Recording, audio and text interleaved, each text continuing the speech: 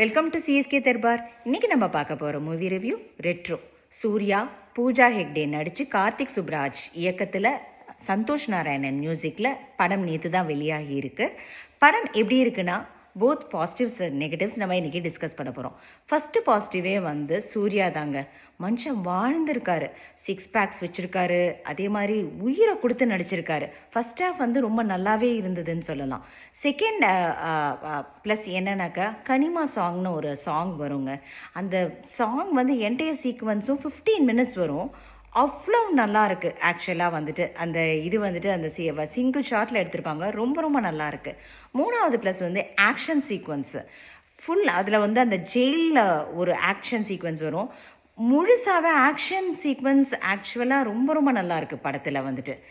நாலாவது ப்ளஸ் என்னன்னாக்கா அந்த ஜோஜு ஜார்ஜுக்கும் சூர்யாவுக்கும் உள்ள கெமிஸ்ட்ரி அது ரொம்ப ரொம்ப நல்லா ஒர்க் அவுட் ஆயிருக்கு. ஒரு இதில் வந்து டேடி டேடி ஓமே டேடி சாங் வரும்.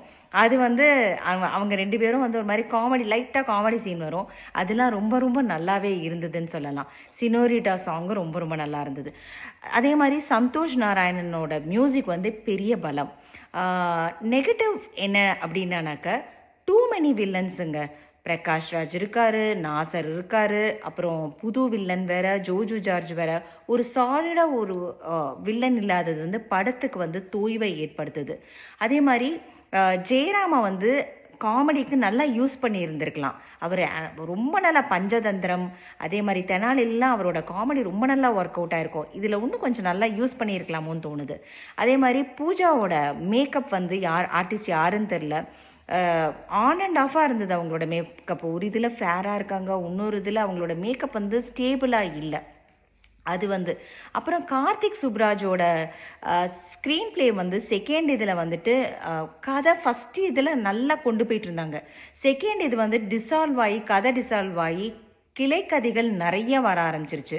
அது வந்து படத்தோடு நம்மளால் ஃபார் சம் ரீசன் நம்மளால் ஒட்டவே முடியலை. நாசரோட ஆக்டிங்லாம் கொஞ்சம் கிரிஞ்சாகவே இருந்ததுன்னு சொல்லலாம். அதெல்லாம் வந்து படத்தை வந்து தோய்வை ஏற்படுத்தியது. நமக்கு வந்து செகண்ட் வந்து கொஞ்சம் ட்ராகாக இருந்த மாதிரி இருந்தது. அதை மட்டும் அவாய்ட் பண்ணியிருந்தாங்கன்னு வச்சுக்கோங்களேன், டெஃபினட்டாக இந்த படம் வந்து ஹியூஜ் ஹிட்டாக இருந்திருக்கும். பட் ஸ்டில் சூர்யா ஃபேன்ஸுக்கு வந்து இது வந்து கங்குவாக்கு அப்புறம் ஒரு பெரிய கம்பேக் சூர்யாவுக்கு. அதுவும் ஆக்ஷன் லவ்வர்ஸ்க்கு வந்து டெஃபினட்டாக இந்த படம் வந்து ஒரு பிடிக்கும். செகண்ட் ஹாஃப் கொஞ்சம் ட்ராகாக இருந்தால் கூட ஃபஸ்ட் ஹாஃப் வந்து ரொம்ப ரசிக்கும்படியாகவே இருந்தது.